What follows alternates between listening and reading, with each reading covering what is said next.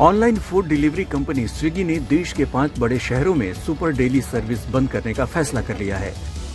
Super daily service के तहत company बेहद कम समय में दूध, रोजमर्रा के जरूरी सामान और ग्रोसरी की डिलीवरी करती है। ये सर्विस सब्सक्रिप्शन पर आधारित है, यानी ग्राहकों को इस सर्विस के लिए सब्सक्रिप्शन लेनी होती है। दरअसल इस सर्विस से स्विगी को तगड़ा नुकसान हो रहा था। ऐसे में अभी तक मुनाफे में नहीं आ पाई स्विगी लागत और घाटे को ध्यान में रखकर ज्यादा नुकसान वाले शहरों में इस कारोबार से बाहर निकल रही है।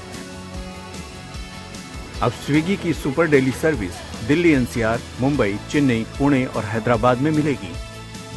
स्विगी के फैसले के बाद 12 मई 2022 से इन शहरों में ये सेवा नहीं मिलेगी।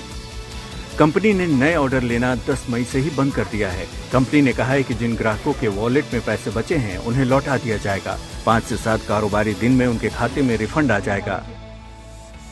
हालांकि बेंगलुरु में कंपनी की ये सब्सक्रिप्शन बेस्ड सेवा पहले की तरह जारी रहेगी। कंपनी की योजना के तहत बेंगलुरु में इस सेवा को बढ़ाने के लिए दोगुनी कोशिश की जाएगी।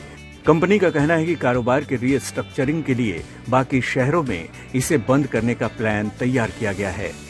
कंपनी ने सुपर डेली सर्विस को बंद करने की जानकारी देते हुए कर्मचारियों को मेल लिखा है।